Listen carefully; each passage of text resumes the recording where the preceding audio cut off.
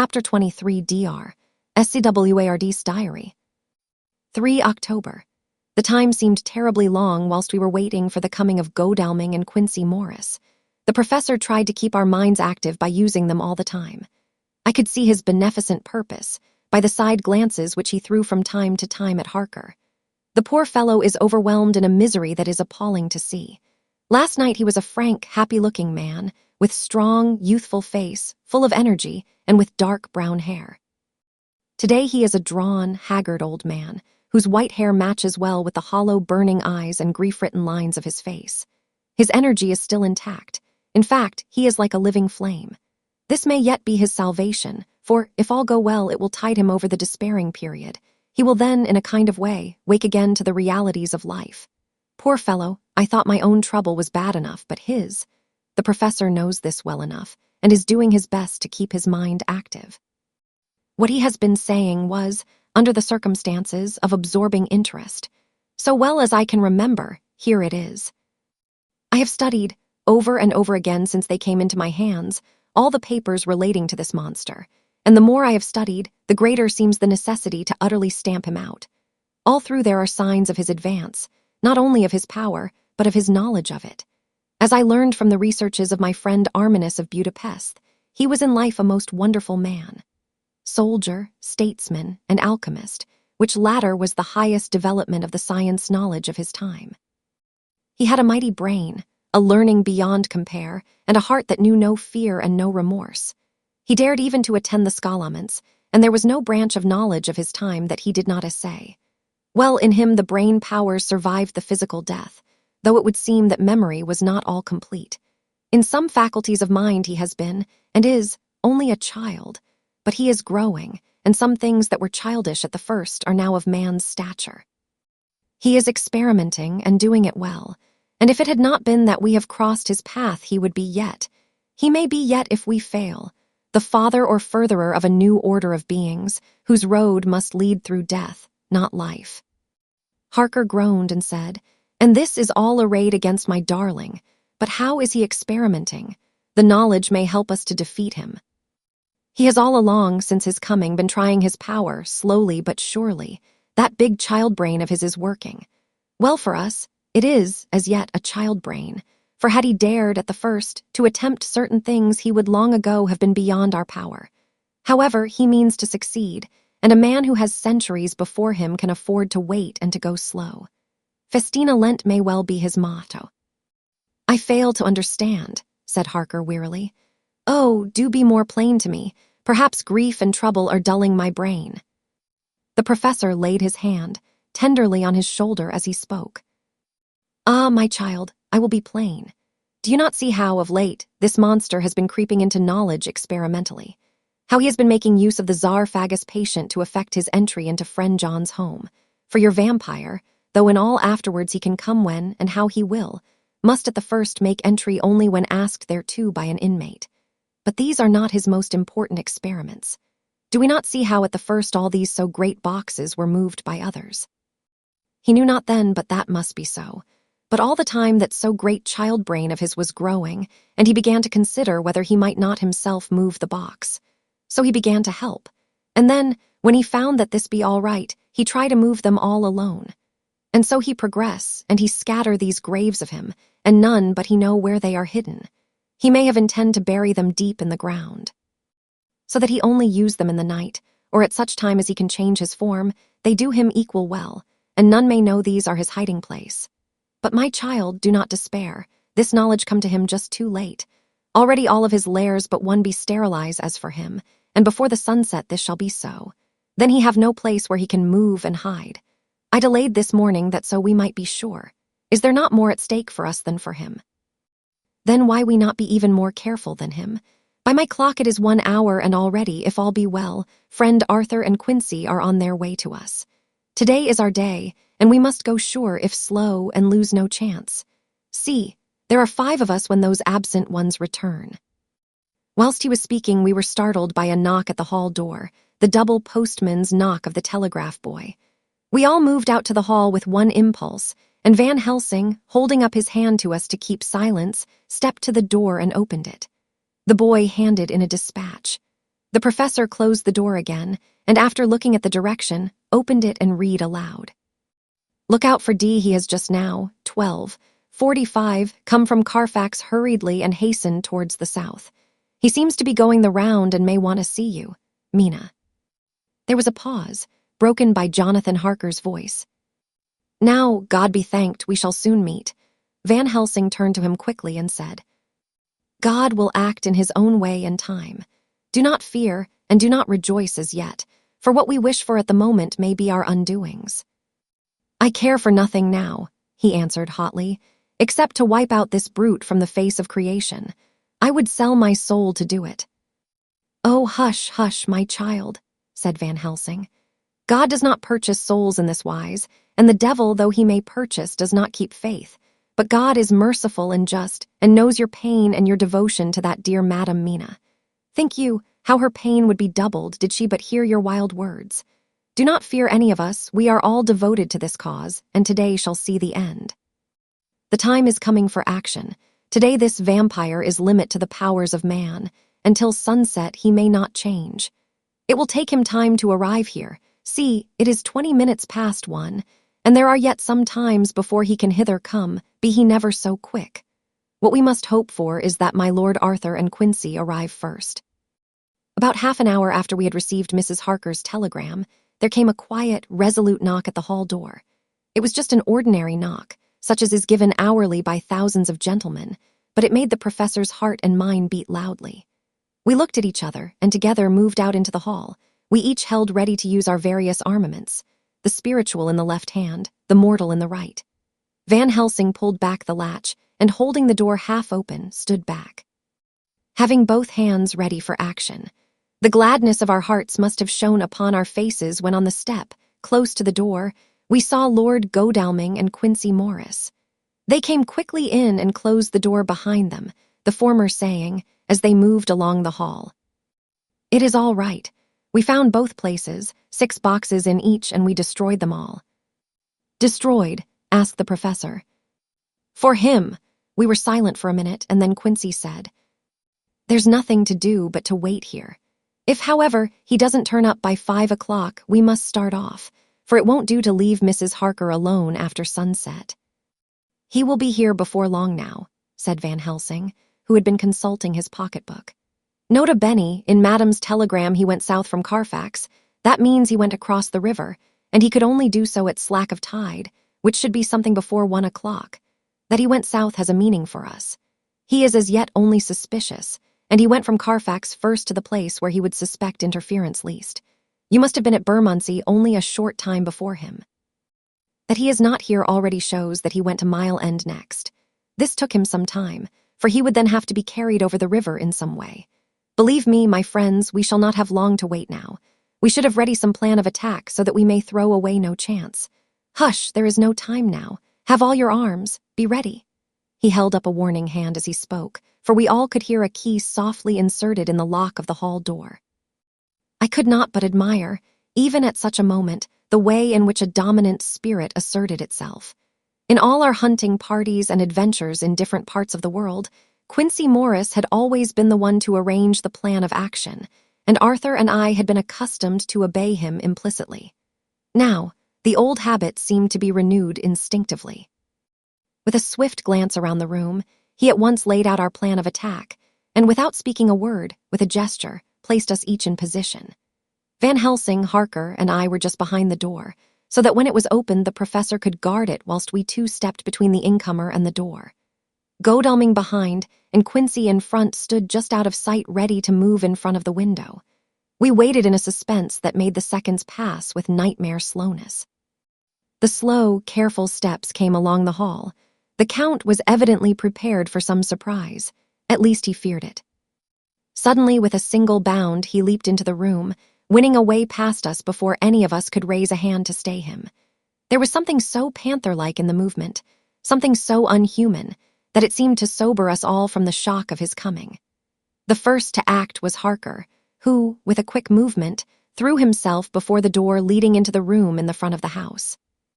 As the Count saw us, a horrible sort of snarl passed over his face, showing the eye teeth long and pointed, but the evil smile as quickly passed into a cold stare of lion-like disdain. His expression again changed as, with a single impulse, we all advanced upon him. It was a pity that we had not some better organized plan of attack, for even at the moment I wondered what we were to do. I did not myself know whether our lethal weapons would avail us anything. Harker evidently meant to try the matter, for he had ready his great cookery knife and made a fierce and sudden cut at him. The blow was a powerful one. Only the diabolical quickness of the Count's leap back saved him. A second less and the trenchant blade had shorn through his heart. As it was, the point just cut the cloth of his coat, making a wide gap whence a bundle of banknotes and a stream of gold fell out. The expression of the Count's face was so hellish that for a moment I feared for Harker, though I saw him throw the terrible knife aloft again for another stroke. Instinctively, I moved forward with a protective impulse, holding the crucifix and wafer in my left hand. I felt a mighty power fly along my arm, and it was without surprise that I saw the monster cower back before a similar movement made spontaneously by each one of us. It would be impossible to describe the expression of hate and baffled malignity, of anger and hellish rage, which came over the Count's face. His waxen hue became greenish-yellow by the contrast of his burning eyes, and the red scar on the forehead showed on the pallid skin like a palpitating wound. The next instant, with a sinuous dive, he swept under Harker's arm, ere his blow could fall, and grasping a handful of the money from the floor, dashed across the room, threw himself at the window. Amid the crash and glitter of the falling glass, he tumbled into the flagged area below. Through the sound of the shivering glass, I could hear the ting of the gold, as some of the sovereigns fell on the flagging. We ran over and saw him spring unhurt from the ground. He, rushing up the steps, crossed the flagged yard and pushed open the stable door. There he turned and spoke to us. "You think to baffle me, you with your pale faces all in a row like sheep in a butcher. You shall be sorry yet, each one of you. You think you have left me without a place to rest, but I have more. My revenge is just begun. I spread it over centuries, and time is on my side. Your girls that you all love are mine already, and through them you and others shall yet be mine, my creatures, to do my bidding and to be my jackals when I want to feed. Bah." With a contemptuous sneer, he passed quickly through the door, and we heard the rusty bolt creak as he fastened it behind him. A door beyond opened and shut. The first of us to speak was the professor, as, realizing the difficulty of following him through the stable, we moved toward the hall. "We have learnt something much. Notwithstanding his brave words, he fears us. He fear time, he fear want. For if not, why he hurry so? His very tone betray him, or my ears deceive. Why take that money? You follow quick. You are hunters of wild beast and understand it so. For me, I make sure that nothing here may be of use to him, if so that he return." As he spoke, he put the money remaining into his pocket, took the title deeds in the bundle as Harker had left them, and swept the remaining things into the open fireplace, where he set fire to them with a match. Godalming and Morris had rushed out into the yard, and Harker had lowered himself from the window to follow the Count. He had, however, bolted the stable door, and by the time they had forced it open, there was no sign of him. Van Helsing and I tried to make inquiry at the back of the house, but the mews was deserted, and no one had seen him depart. It was now late in the afternoon, and sunset was not far off. We had to recognize that our game was up. With heavy hearts, we agreed with the professor when he said, "Let us go back to Madame Mina, poor dear Madame Mina. All we can do just now is done, and we can there at least protect her. But we need not despair. There is but one more earth box, and we must try to find it. When that is done, all may yet be well." I could see that he spoke as bravely as he could to comfort Harker. The poor fellow was quite broken down. Now and again he gave a low groan which he could not suppress. He was thinking of his wife. With sad hearts we came back to my house, where we found Mrs. Harker waiting us, with an appearance of cheerfulness which did honor to her bravery and unselfishness. When she saw our faces, her own became as pale as death. For a second or two her eyes were closed as if she were in secret prayer, and then she said cheerfully, "I can never thank you all enough. Oh, my poor darling." As she spoke, she took her husband's gray head in her hands and kissed it. "Lay your poor head here and rest it. All will yet be well, dear. God will protect us if he so will it in his good intent." The poor fellow groaned. There was no place for words in his sublime misery. We had a sort of perfunctory supper together, and I think it cheered us all up somewhat. It was, perhaps, the mere animal heat of food to hungry people, for none of us had eaten anything since breakfast, or the sense of companionship may have helped us. But anyhow, we were all less miserable, and saw the morrow as not altogether without hope. True to our promise, we told Mrs. Harker everything which had passed, and although she grew snowy white at times when danger had seemed to threaten her husband, and red at others when his devotion to her was manifested, she listened bravely and with calmness. When we came to the part where Harker had rushed at the Count so recklessly, she clung to her husband's arm and held it tight as though her clinging could protect him from any harm that might come. She said nothing, however, till the narration was all done and matters had been brought right up to the present time. Then, without letting go her husband's hand, she stood up amongst us and spoke. Oh, that I could give any idea of the scene, of that sweet, sweet, good woman in all the radiant beauty of her youth and animation, with the red scar on her forehead, of which she was conscious, and which we saw with grinding of our teeth, remembering whence and how it came, her loving kindness against our grim hate, her tender faith against all our fears and doubting. And we, knowing that so far as symbols went, she with all her goodness and purity and faith was outcast from God. "Jonathan," she said, and the word sounded like music on her lips, it was so full of love and tenderness. "Jonathan, dear, and you all my true friends, I want you to bear something in mind through all this dreadful time. I know that you must fight, that you must destroy even as you destroyed the false Lucy so that the true Lucy might live hereafter. But it is not a work of hate. That poor soul who has wrought all this misery is the saddest case of all.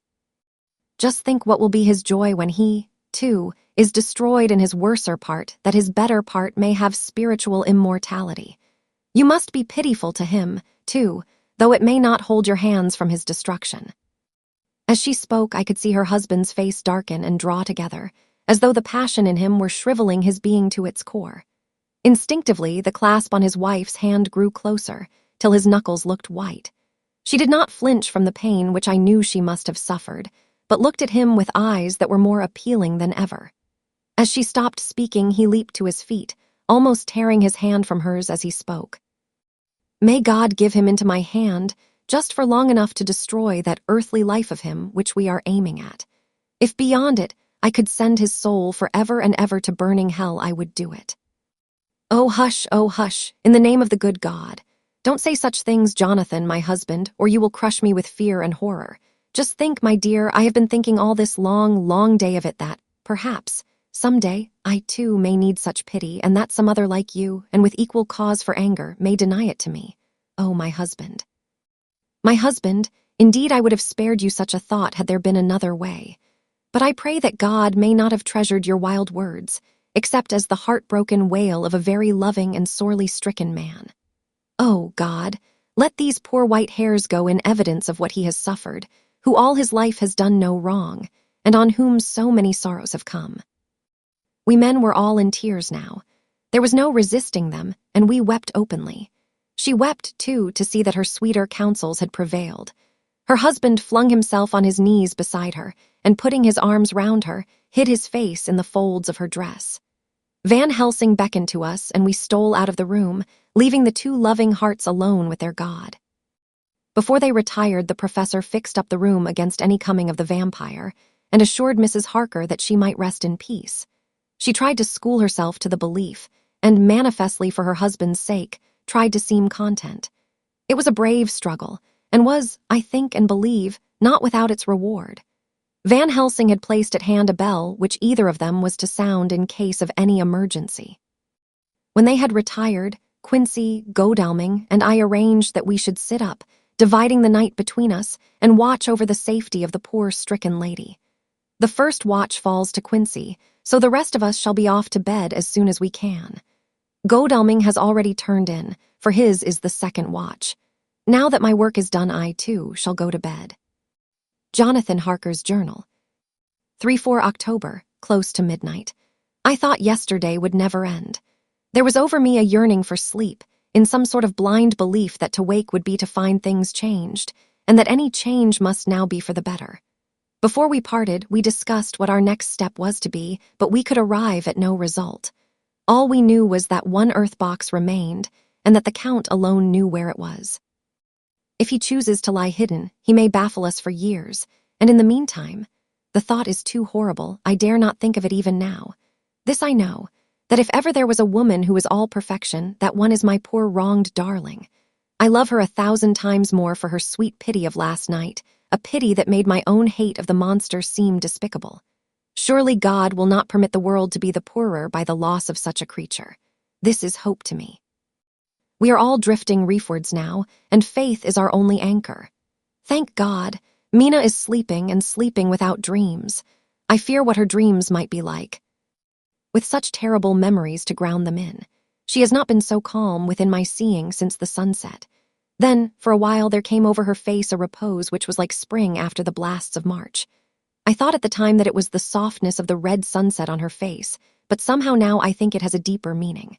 I am not sleepy myself, though I am weary to death. However, I must try to sleep, for there is tomorrow to think of, and there is no rest for me until. Later, I must have fallen asleep, for I was awaked by Mina, who was sitting up in bed with a startled look on her face. I could see easily, for we did not leave the room in darkness. She had placed a warning hand over my mouth, and now she whispered in my ear. "Hush, there is someone in the corridor." I got up softly, and crossing the room, gently opened the door. Just outside, stretched on a mattress, lay Mr. Morris, wide awake. He raised a warning hand for silence as he whispered to me. "Hush, go back to bed, it is all right. One of us will be here all night. We don't mean to take any chances." His look and gesture forbade discussion, so I came back and told Mina. She sighed, and positively a shadow of a smile stole over her poor, pale face as she put her arms round me and said softly, "Oh, thank God for good brave men." With a sigh, she sank back again to sleep. I write this now as I am not sleepy, though I must try again. 4 October morning. Once again during the night I was wakened by Mina. This time we had all had a good sleep, for the gray of the coming dawn was making the windows into sharp oblongs, and the gas flame was like a speck rather than a disk of light. She said to me hurriedly, "Go, call the professor. I want to see him at once." "Why?" I asked. "I have an idea. I suppose it must have come in the night and matured without my knowing it. He must hypnotize me before the dawn, and then I shall be able to speak. Go quick, dearest. The time is getting close." I went to the door. Dr. Seward was resting on the mattress, and seeing me, he sprang to his feet. "Is anything wrong?" he asked in alarm. "No," I replied, "but Mina wants to see Dr. Van Helsing at once." "I will go," he said, and hurried into the professor's room. In 2 or 3 minutes later, Van Helsing was in the room in his dressing gown, and Mr. Morris and Lord Godalming were with Dr. Seward at the door asking questions. When the professor saw Mina smile, a positive smile ousted the anxiety of his face. He rubbed his hands as he said, "Oh, my dear Madam Mina, this is indeed a change. See, friend Jonathan, we have got our dear Madam Mina, as of old, back to us today." Then turning to her, he said cheerfully, "And what am I due for you? For at this hour you do not want me for nothings." "I want you to hypnotize me," she said. "Do it before the dawn, for I feel that then I can speak and speak freely. Be quick, for the time is short." Without a word, he motioned her to sit up in bed. Looking fixedly at her, he commenced to make passes in front of her, from over the top of her head downward, with each hand in turn. Mina gazed at him fixedly for a few minutes, during which my own heart beat like a trip hammer, for I felt that some crisis was at hand. Gradually her eyes closed, and she sat, stock still. Only by the gentle heaving of her bosom could one know that she was alive. The professor made a few more passes and then stopped, and I could see that his forehead was covered with great beads of perspiration. Mina opened her eyes, but she did not seem the same woman. There was a faraway look in her eyes, and her voice had a sad dreaminess which was new to me. Raising his hand to impose silence, the professor motioned to me to bring the others in. They came on tiptoe, closing the door behind them, and stood at the foot of the bed, looking on. Mina appeared not to see them. The stillness was broken by Van Helsing's voice, speaking in a low-level tone, which would not break the current of her thoughts. "Where are you?" The answer came in a neutral way. "I do not know. Sleep has no place it can call its own." For several minutes there was silence. Mina sat rigid and the professor stood staring at her fixedly. The rest of us hardly dared to breathe. The room was growing lighter. Without taking his eyes from Mina's face, Dr. Van Helsing motioned me to pull up the blind. I did so, and the day seemed just upon us. A red streak shot up, and a rosy light seemed to diffuse itself through the room. On the instant, the professor spoke again. "Where are you now?" The answer came dreamily, but with intention. It were as though she were interpreting something. I have heard her use the same tone when reading her shorthand notes. "I do not know. It is all strange to me." "What do you see?" "I can see nothing. It is all dark." "What do you hear?" I could detect the strain in the professor's patient voice. "The lapping of water. It is gurgling by and little waves leap. I can hear them on the outside." "Then you are on a ship." We all looked at each other, trying to glean something each from the other. We were afraid to think. The answer came quick. "Oh, yes." "What else do you hear?" "The sound of men stamping overhead as they run about.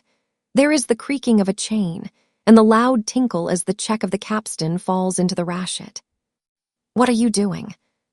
"I am still, oh so still. It is like death." The voice faded away into a deep breath as of one sleeping, and the open eyes closed again.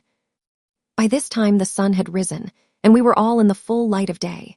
Dr. Van Helsing placed his hands on Mina's shoulders and laid her head down softly on her pillow. She lay like a sleeping child for a few moments, and then, with a long sigh, awoke and stared in wonder to see us all around her. "Have I been talking in my sleep?" was all she said. She seemed, however, to know the situation without telling, though she was eager to know what she had told. The professor repeated the conversation, and she said, "Then there is not a moment to lose. It may not be yet too late." Mr. Morris and Lord Godalming started for the door, but the professor's calm voice called them back. "Stay, my friends. That ship, wherever it was weighing anchor whilst she spoke. There are many ships weighing anchor at the moment in your so great port of London. Which of them is it that you seek? God be thanked that we have once again a clue, though whither it may lead us we know not. We have been blind somewhat, blind after the manner of men, since when we can look back we see what we might have seen looking forward if we had been able to see what we might have seen. Alas, but that sentence is a puddle, is it not?